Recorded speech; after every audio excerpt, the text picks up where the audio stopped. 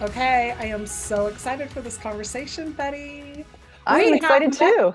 we've met in the past, but it's been a long time. Betty once was on my Virtual Art Summit 2020, our very first one, and since then I just see you all over the world doing fun things, making art courses, making gorgeous art. So, welcome to the podcast. Thank you, Kelly. Super happy to be here. Yay. So, where are you right now? You're in California. I am. Right now, I'm in San Jose, California. However, I've got the suitcase out, getting ready to pack it, heading over to Croatia on Sunday, Father's Day. Yeah, and I'll be there for 5 weeks, and then I'll be back. And it'll be great because when I get back, I really don't have anything on my calendar. So I'm Oh, hoping to keep it clear for at least a few weeks when I get back. so that you have plenty of painting time. Yes, yes, for sure. I know it's so cool because I watched you even in the pandemic going through the strenuous challenge of getting there and being in isolation Yes. so that I, you can spend time with your parents. Yes, yes, it was, well, it was great. I hate to say that, but okay. I'm one of the weird people that I loved the pandemic. I loved having time to myself. I loved when I traveled. Okay, there's pictures of me on airplanes and it's completely empty behind me. It's Oh, completely empty around me. It was just so fantastic to travel during that time. Granted, I did have to wear a mask the whole time, but and then when I got to Croatia, I did need to quarantine for 10 days, at least 10 days. And my dad's house where he grew up is just below where my parents live. And so I got the old house all to myself. And it was great. My dad would come by in the morning and drop off food for me. He'd go down to the market in the morning and pick up some stuff for me and drop it off. And I have to tell you, I really loved that time. I created a lot during that time. I have to tell you that I loved that time too, though there were some challenges and some emotional parts about the world in chaos. And I know I'm not going to ever take it lightly that people lost their lives. Yes. But that was such a kind of a magical time that we really got to turn inward Hmm. and maybe readjust and realign to what we wanted. I made some big shifts because of it. Right. But I did. I remember watching you and I'm like, well, she's dedicated to what she is, has her vision on. And I think I'm with you on that. Like 10 days alone right now sounds like Yeah. heaven. Right. Right. It And was also, I'm going to tell you, my husband and I put Croatia on the very top of our must list. It's just awesome. such a gorgeous country. So your family's from Croatia. Were you born and raised in Croatia? Yeah, no, my parents are from Croatia. They're from the same village. And so, which is fantastic. And you don't realize this until you get older, but both sides of the family are in one place, which is so fantastic because when you go to visit, you don't have to go to different parts of the country or Right. different parts of the world. They're all right there. And the majority of my family, extended family, is there. Not too many of them came to the States. And so, but I was born, me and my brother and sister were born in Toronto, Canada. And when I was 7 years old, we moved to San Jose. So I grew up in San Jose. Then in my late 20s, I moved to Southern California for work, met my husband at that time, and we moved up to Seattle. And so I had been away from San Jose for about 26 years. And when I came back in 2016, I was just, first of all, sunshine every day and just being close to family and friends again. I missed my Yeah. community. We have a strong Croatian community here. And so it just felt so good to be back with the people that I grew up with Yeah. and with especially my brother and sister. Yeah. So they're there, your family's there. Your Yes. parents moved back to Croatia then? Yeah, so about 25 years ago they retired and my dad built a house out there. He was a builder Mhm. and they were traveling back and forth. But by the time I moved here, they only came back a couple of more times. At that point, my mom was diagnosed with Alzheimer's. It, Mhm. it became a lot more difficult to travel back and forth. And so mostly my dad, made the decision that they would not be coming back anymore. And so we travel to go and see them. Like my sister just returned a couple of weeks ago. I'm headed out that way. My brother will go in the fall. I'll go back again later this year. And so we're trying to help my dad out as much as possible as my mom's getting, a lot worse. She doesn't know who I am. She doesn't recognize a lot of people. She needs a lot of, help in getting dressed, taking care of herself, all that stuff. So we're there to help my dad out.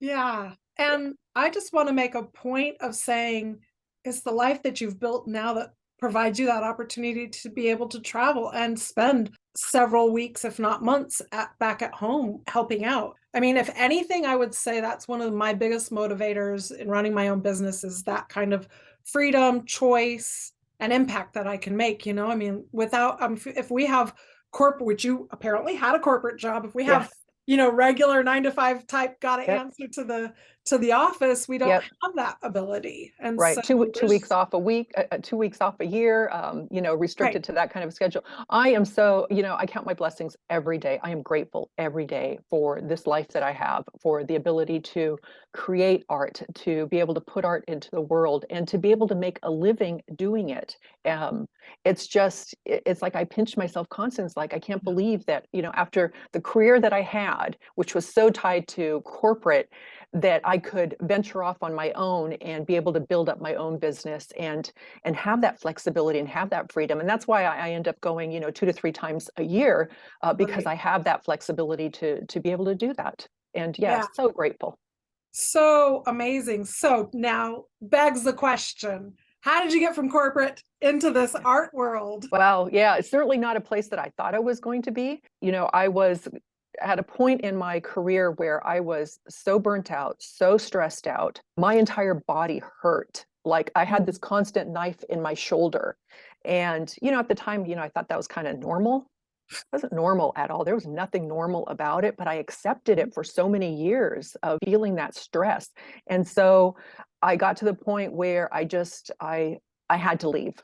And so I, gave them a 1 month notice, and I can't tell you how fantastic it was when I was done, and I could feel like the tension shifting away from my body, and I was like, wow, this is what it's like to live a life not under constant stress and pressure. And so during that time I was kind of doing some making cards, on the weekends, getting into mixed media. I fell madly in love with mixed media, and so I was kind of doing that. And because I had more free time, because I was working with my husband at the time, who had a house painting career. And so I was helping him in that business. I was helping with the marketing. I was helping with painting as well. So I was doing a little bit of everything, but I had almost all my afternoons off. So I wasn't working that full time. So afternoons, I got to go to my little studio and I got to create.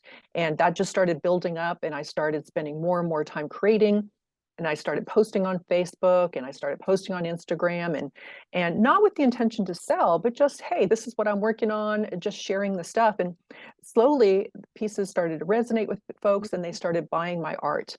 And really, I don't think it was until I moved back to San Jose in 2016. 2017 is where I said, okay, well, I do need to make some money. And so I started getting a bit more serious about, what does that look like? What does that mean? What steps do I need to take? What do I need to learn to do? yeah. So, So then what are those steps?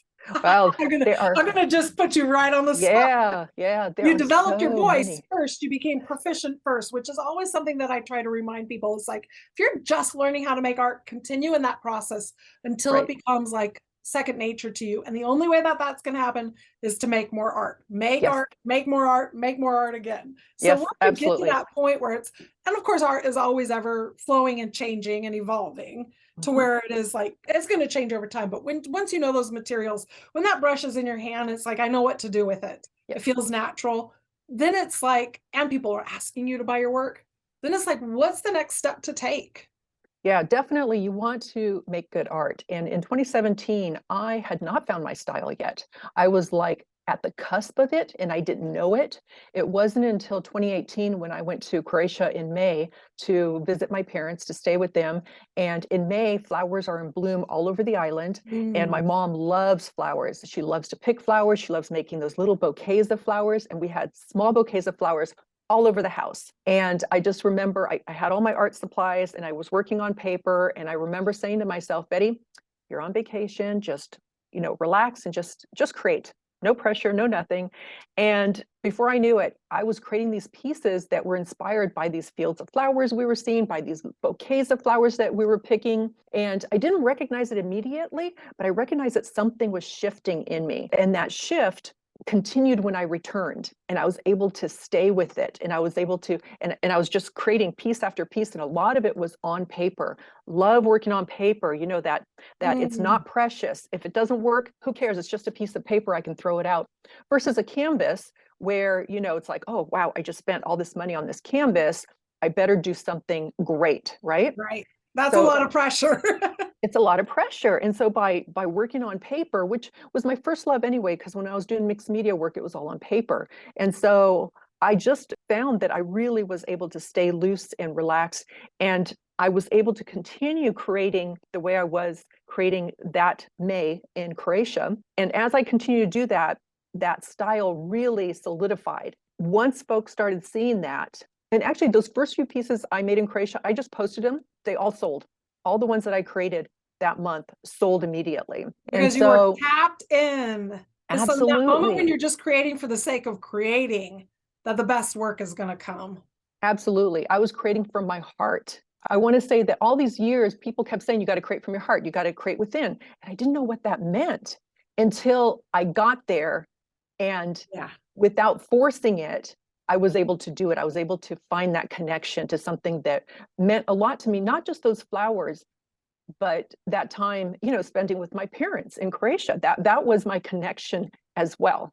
So yeah, so finding your style I think is key, but I was working on administrative stuff during that period of time. You know, I certainly already had a website, but it wasn't a fantastic website. I was learning how to ship art because I was selling art. Mhm. So I was, you know, looking up this information, Googling it, asking other artists how they do it. So a lot of learning.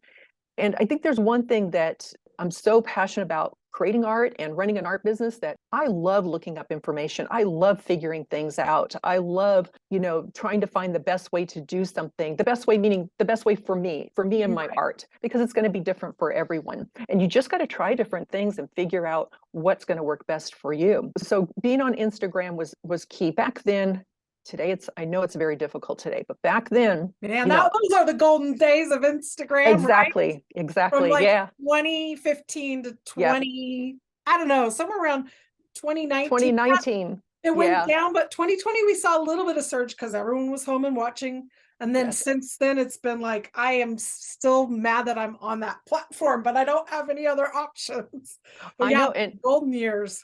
yeah, my goal is to get off of social media, and I'm trying to figure out how to do that because as much as I love it, I also find it stressful. So I'm trying to figure out, you know, what else Yeah, can I do? Can I just be on there to love it and not have to be stressed about trying to sell my art there? right. So I'm working on, you know, trying to figure some of those things out. We'll have to unpack that thought, but I want to hear more of how you transitioned into regularly selling your work.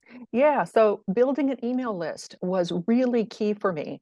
So what I was doing early on when I was just starting out is I was in San Jose, I was at local art festivals. So that was one way for me to collect email addresses. I would have an original piece of art and I would say, join my email list to get in on the drawing.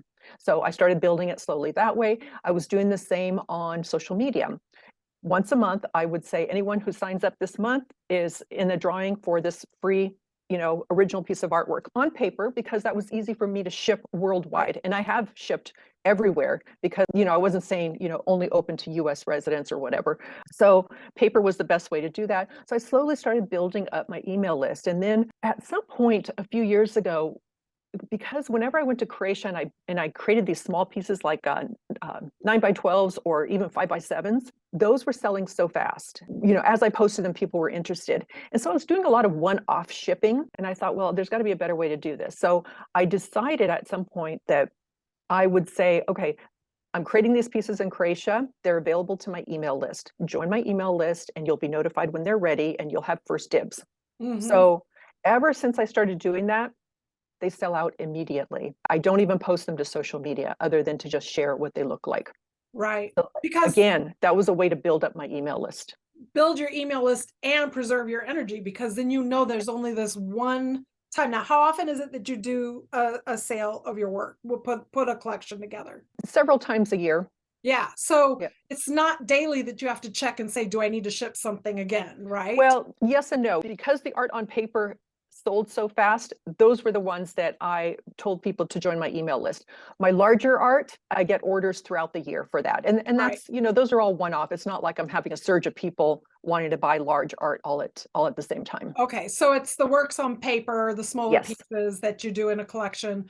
And I'm exactly. assuming, I'm making an assumption here because I see how often you're selling work, that you Mhm. have a good collector base of probably even interior designers and other collectors that are really like, you wouldn't want to limit them from when they can buy because when they need it, they need it. Exactly, exactly. And I don't have a good base of interior designers. However, that is on my list to research and connect with interior designers. So Okay. it's on my list to do some research in that area. Yep. Yeah. I think that that's a really good way to go too, because they're always looking for original work. Yes, I would say So, building up my following on Instagram really helped me a lot. I get a lot of my sales through Instagram. Just a couple of weeks ago, when I was feeling like, I don't think I'm selling anything through Instagram, someone comes through and buys a 48 by 48 painting from me. And she just happened to see it on Instagram. It's not like she was following me for years. It came up in her yeah. feed and she Wow. fell in love with the piece. So I'm not giving up on Instagram entirely, but I'm trying to find a way to get Yeah, off of so there. the balance between the two. It's Right. well, I'm starting to work more with people who can help me with posting on Instagram, so I'm not always Mhm. there. And little secret not been said yet, but I am taking all of July off. I am just Sweet. shutting down and I'm deleting it off my phone. Good. Good for you. I have to. I haven't taken a Yeah. break since I started it in 2014. Yes, I understand. I've taken short breaks myself, and they were always fantastic. Yeah. The longest I think is maybe a week.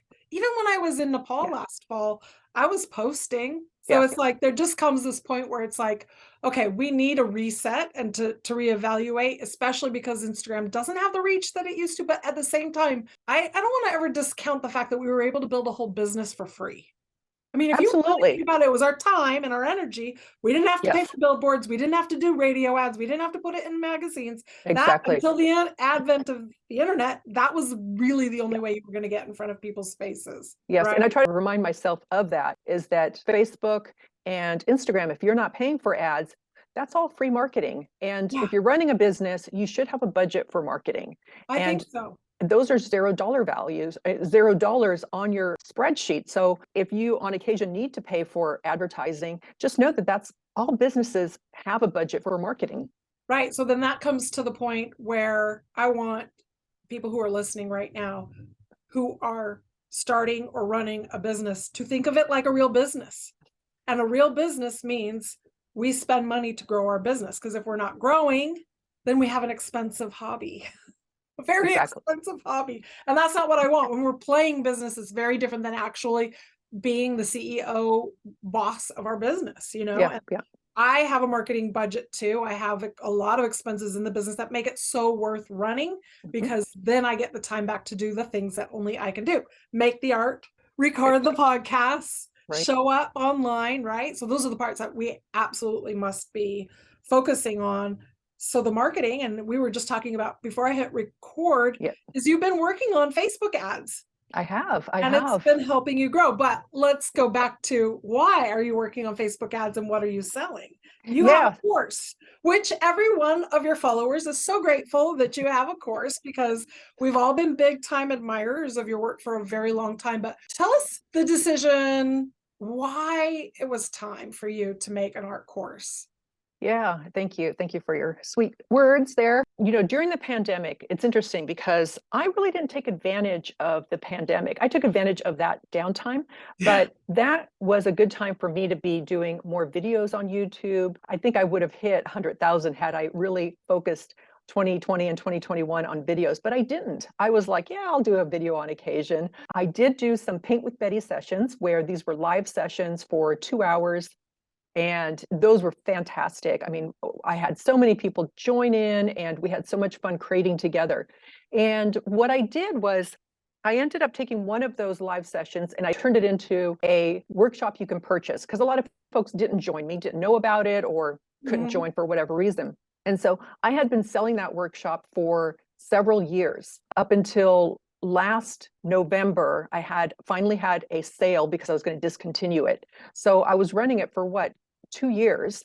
that did over 40,000 in sales for me, taking a recording from a workshop that I taught. So not only did I get the benefit of the income from doing that live workshop, but then I got the benefit of just taking that recording, cleaning up the beginning and the end a little bit, and having it available for folks. And people loved that. And then I thought, well, if people love that, I'm going to sit down, I'm going to make a really good one where I really slow down and I talk them through my entire process. We do exercises together so that we can build a foundation.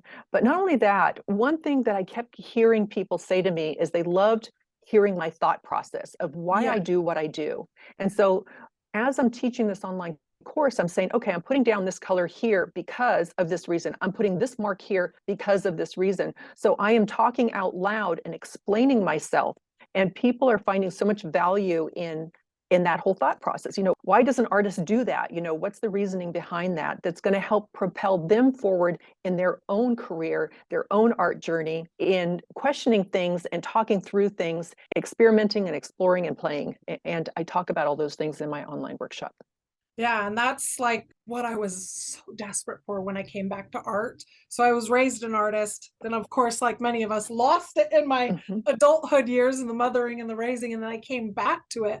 Around 2010, I was like, okay, I'm not goofing off anymore. I'm going to start working towards this. So from 2010 to probably about 2015, 2016, even though I was becoming prolific and selling my work, I was still like, I still don't get how artists make things in certain ways and get the results that they get. If I could be a fly on the wall and understand it, it would make all the difference in the world. So you probably have all those thousands of followers on YouTube and Instagram and on your list that are like, finally, I get to see what the thought process is. And that's probably the most valuable thing. We don't need another step-by-step how-to when it comes to learning how to make art. What we need is actual comprehension. Yes. Why do colors work the way they do? Why would you create the composition the way that you're creating it? Why would you cover up something that looks perfectly fine from the outside? Right? So when you're creating an art course like that, that's so much more in depth. You're giving thought value to the viewer, to the student, versus just, paint by numbers type of a thing. Exactly. And I mean, I can see why that course has taken off and become really popular. You just opened up in January. I started in January. Yes, it's been very successful, and just the reviews coming in just really mean so much to me, because there's no part of this that is sped up. So truly, you are getting my full attention for every brush stroke that I put down. So I don't like do sections and speed it up and then come back and start talking about it again. I talk you through the entire thing. And that's the feedback. A lot of the feedback that I have received is just how invaluable that is for folks. Unlike my YouTube video, where I do speed it up because most of those are large pieces. I'm not going to publish a 5-hour video and talk about it for 5 hours. So right. If they want that, they can come and pay for the whole experience, right? Yes. Yep. We have to, as business women, business people, as artists, kind of balance between what we're going to share publicly and then what we're going to ask somebody to invest in. And I do believe that when people invest their money in something, they're actually going to get better results because they are, mentally and financially invested in the process. So plus, let's be honest, we need to be able to pay our bills. We can't. Absolutely. It's like, well, I think there's this like money block that a lot of artists have. Like, I'm doing something I love. How is it that I can do something I love and get paid for it? But much like any other profession, we have bills to pay. We have responsibilities. We have dreams and desires. And that idea that you just have to like get over that hurdle of giving everything away for free. Absolutely. Of course, obviously, I preach that as a teacher of creating courses and programs and workshops. I feel that I give away so much free content that I don't feel guilty or anything like that when I do have an offer out there that they purchase. And honestly, it's so affordable. It's under $100. And most of the time, there's a coupon for $20 off. And for the folks listening here, I'm happy to drop in that coupon for $20 off. So we'll put the link in the show notes. Absolutely. We'll be able to find you immediately. Yes. And if you're on my mailing list, you're going to get all the details to make sure that you get that. Yeah. So because I offer so much free content, and folks who email me or send me a DM or leave me a comment on YouTube asking questions, I answer all of them. I am so transparent. If you want to know how to ship something, I'll tell you how I ship it. If you want to know where I get my floating frames. I will give you the link to my floating frames where I get them. I don't keep any of that secret because Right. I want to help other artists succeed, because I am so grateful that I can do this and that I can succeed, that I want to share what I know so that I can help them further along, get further along in their art journey a little bit faster, because, you know, it took me a while to learn a lot of this stuff. Yeah. And we all know that, you know, everything is a learning curve. So if I can help somebody, you know, get past that little thing a little faster to get them to where they want to go, then I'm happy to do that. It's nice because we're in a time and place where it's easier to share. Absolutely. You do have a big YouTube channel as well, not just Instagram, but your YouTube is Yeah. growing. And what do you find is well, all right, I'm going to tell you my belief in your secret to your success. It's because you are generous and you have gorgeous art. But that's my that's my outside observer's opinion. Your art speaks for itself. But what do you think the success is in YouTube? YouTube is really a growing platform. It's Mhm. the longest it's been around. It's been around since before Facebook and all of that. And Yes. it's just now that we're finally like, oh, why did I ignore this platform? It's an amazing platform. It's a search engine. So that Mhm. means our content can live a long time. The right keywords, people can search. It's going to show up in a Google search. They can find you. It's a deeper connection because they have to spend a little more Mhm. time actually watching the videos and connecting with you. What do you think your success has been with YouTube? With YouTube, I would say I love what you said. To add to that, I kind of feel like I've found this niche that seems to be working, and that is I share with you the pieces I'm working on, whether they're small on paper or, you know, large on canvas. I not only share and talk through my process here and there, but I will share stories about being an artist and what has worked for me, what hasn't worked for me, stumbling blocks that I've come across. For example, I'm preparing a YouTube video to upload for tomorrow. And I talk about, you know, I'm sharing, you know, the struggle with this process that I've been experiencing, but I also share tips on how to get beyond that. So I'm mixing in learning how to create art and talking through my process, and how to be an artist, and how to run an art business. Sometimes I'll throw in art business stuff that's, you know, specific to, you know, how to ship something, or how to, I don't know, it could be anything, doing an email list. You know, I'll throw those things in so that each one of my videos is a combination of those things. And I feel like that's been working. And folks, you know, a lot of my videos are like an hour long, and it just amazes me that folks will sit and watch. Although it doesn't amaze me, because I'll sit and watch another artist for an hour and just Right. be enthralled in watching their process and what they're doing. And, you know, posting consistently is important, although I have not been doing that. And I would like to get back to doing that. You know, I had a solo show that launched, that opened beginning of May. It's still going on until July 8th. So a lot of my attention earlier this year was focused on preparing for that show. Mhm. So I had to put YouTube, you know, kind of set it aside for a little bit, but I'm trying to get back into it. But of course, I'm leaving Sunday to go overseas, so I can't do it from there. Well, that's Yeah, okay. If you can just turn the camera on a little bit, take us on yeah, a trip to Croatia with you, please. yes. Yes, I share a lot of videos and pictures in my Instagram stories, so you can Yes, catch that's me a good there. place. There you go. It is, yeah. I love sharing, you know, my daily walks, or, you know, being in town or going to the mainland, stuff like that. Yeah, well, I will definitely be watching that without a doubt Awesome. because I just am like, I want to soak it all up. Yeah, consistency was the key word that you said Yes. there. For anything that we're doing in business, it's the consistency. I would say the reason my business continues to grow despite Instagram's algorithm Hmm. Hmm. is the consistency of just showing up over and over again and doing something on repeat. Yeah, there are times Yeah. where we need to take a break because of life or whatnot. It's me showing up consistently with the podcast that's making a difference in Yes. growing my business. It's Instagram. Now we have YouTube going. And I say we because honestly, as I add more things, I can't do it all. Do you have help? I do. I have a little bit of help. My daughter helps me part-time. So a few hours a day, she helps me with doing some posts. She's mostly focused on, I will give her things to post, but on Pinterest, she does a lot of posting for me over Oh, there.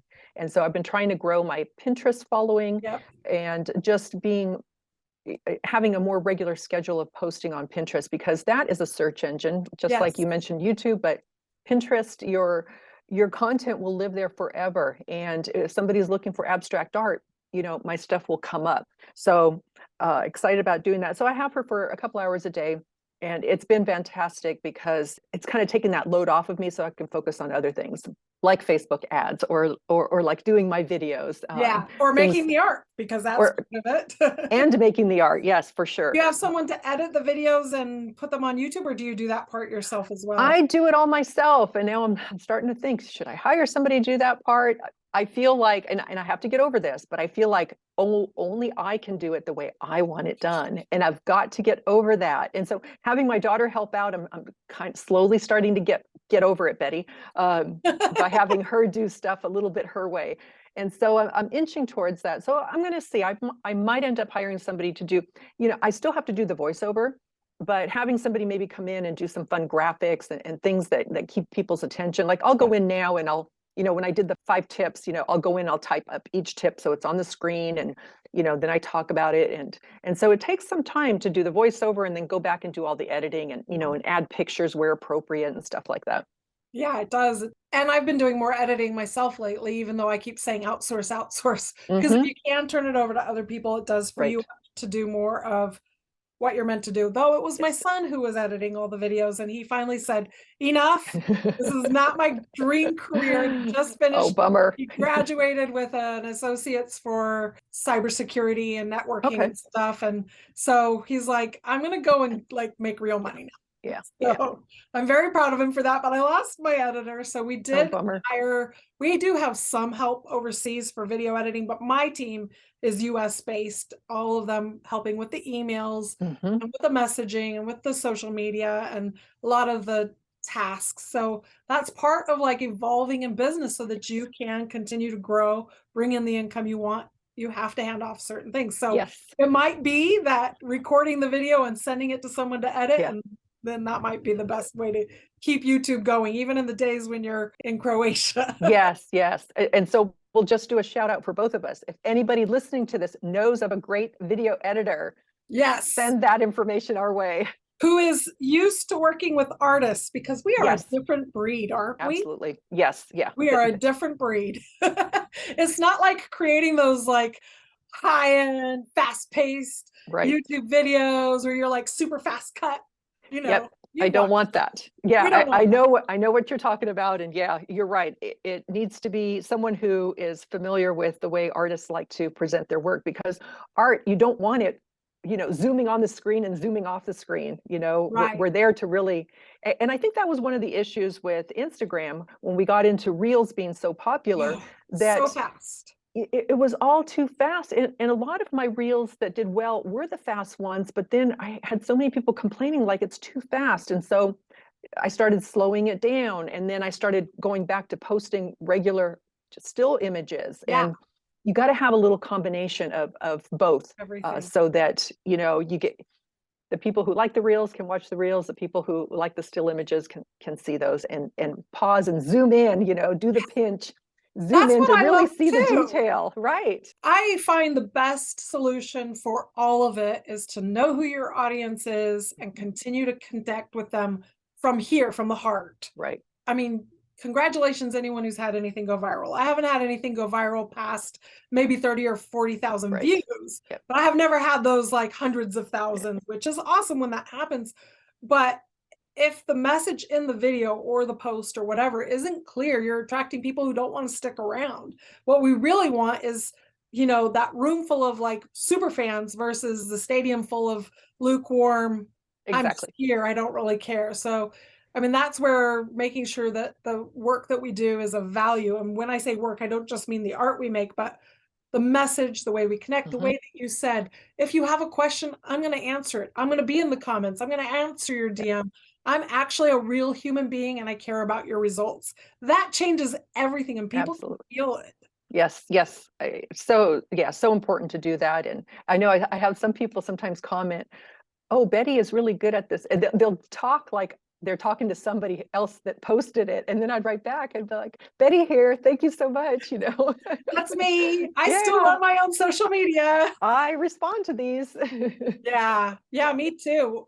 And part of that is because I do feel like still with Instagram, Kellee Wynne Studios is an extension of me. And that's why after I take the break, I'm going to come back to more of me rather than, the next thing I'm doing and the next thing I'm doing. I really am. I'm looking forward to having many, many months of just exploring making art and seeing how I can reconnect with my audience on that level, Mhm. and talking about my process running a business, because this is what I've been most passionate about in the last couple of years. And so art has now become for me more, because I'm not teaching as many art classes moving forward. Mhm. So art has now, like, full circle, art is Yeah. my hobby again. Yeah, good, good. And we Yeah, need that. We need that. We need to be able to create when we're not under pressure to have to get something out there, right, like for my solo show. This trip now coming up, going to Croatia, when I create, it's just for me. It's for me to enjoy that time. Certainly, I'll have those pieces available, but what I'm saying is, it's not like I have to do it. It's right. because I'm looking forward to it. It's going to be fun. So where do you see the future for you with teaching? I know you're going to keep making art and selling art. That's a given. Yes. And I'm so glad for you for that. But where do you see the future with teaching for you? Are you going to create more courses? Are you just letting this one live and seeing how it unfolds? Yeah. Workshops? I don't know. What? Yes, yes to all of the above. The course I have now is my core offering. It's the fundamentals. It's, really spelling out, the way that I like to create and giving you, techniques and processes that you can incorporate into your own artwork. I teach in-person workshops. I've been doing that for years. I did 2 of them this year, one in Santa Fe at Santa Fe Artist Getaway, Oh, and I'll be back there again next year. And I taught in San Jose just a couple of weekends ago. I like teaching locally because it's easy to get there. Next year, I plan to do at least 2 in-person workshops. So I think I'm going to be teaching one in Ohio. Somebody's reached out to me. So I'm trying to get to the East Coast. I have so many people say, please come to the East Coast. So I'll be heading in that direction. So I'll be teaching 2 places. I'll be teaching in Santa Fe again, like I mentioned. I would love to teach overseas. I would love to teach in Croatia. I get a lot of yes. requests for that. Right now, as my parents are my priority right now. So when I go there, it's all about them and spending time with them. Although maybe thinking about maybe next summer, I might be able to squeeze in doing a workshop over there. So we'll see how that goes. And then in terms of online, because not everybody can come to my workshops, I am going to be creating another online workshop. I haven't decided exactly the subject. I've got a few things bouncing around in my head, but I have had people asking how to create large and if I would do a workshop on creating an online course for creating large. So that is on the list. Plus, I've got some other ideas. So I'm hoping when I get back later after this trip in the fall, spend some time putting together another course. I love it. So then we know that more is coming from you. Yes, yes, Yes. definitely. All right. I love to end my podcast with the same question. And dare I think about the few people that I've forgotten asked. So I don't want to miss this, because this is the fun of living. What is your big, audacious dream? Ooh, okay. Sky's the Uh, limit. Nothing's holding you back. yeah. Everything is possible. I have a couple of them that have been bouncing around in my head for a while. And I'm a true believer that what you put out into the universe comes back. And Yes. so I'm constantly putting this out there. I'm talking about it. I'm looking at pictures. I'm doing all that stuff. So one of them is I want to live in a tiny house. And I want to have a piece of property, a large piece of property. I want a tiny home. And I want a second tiny home that is my studio. And then I want several more for my brother and sister and family to come visit. And then I want one that's a community house where there's a big kitchen and we can sit and dine together. Okay, so that's one of my I way out love it. there, you And it's know. not too far off from my idea, which is that kind of property with cute Yes, little bungalows on it, yes, right? yes, And then exactly. one big place for everyone to make art Yes, together. right? Yeah. I would love Oh, that and for family to be, to be there. So that's one of them. And then the other one is, and I'm going to get a sampling of this in September, but it is to travel around in an RV and paint. I have not seen a lot of the country. When I was young in my 20s, I did travel to a lot of cities as part of my job. So, but that was, business travel. You didn't get to yeah. see it all that well. So I would love to go and just, get a really small RV and just travel the country and just no time limit, no, don't have to be anywhere specific at any time. I know that there's this saying called chasing 70. So chasing 70 degrees would be ideal for me because that's like the perfect temperature. Um, So my Chasing 70, daughter, so you just yeah, travel where the 70-degree exactly. weather is. Exactly. So when it's cold and snowing up there, you're down here. Yeah, When it's too hot up here, you're up there. yeah, I Um, like that. so in September, my daughter and I are going on an RV trip for 11 days. So I'm going to get a sampling of, what does that feel like to be on the road, traveling around? And so we'll see. I'll have that in my stories as well. I'll be posting about it. That's great. I was gonna say you best document it because we're Yes, gonna wanna see. yes, I can see Betty on the road, painting in every little nook yes. and cranny across Being America. inspired by wherever I'm at. And I I'm love heading up towards Montana, so excited about I that. love Montana. Big, open, wide skies, Yes. just like they say. Yep. So, yes, I am so excited for you. I'm so glad that we got to connect. And I mean, what an honor to just sit and chat with you this afternoon. Thank you. Thanks, Kelly. It was so much fun chatting with you, and I look forward to doing it again sometime. Yes, absolutely. You are the best, Betty. Thank you. Thank you.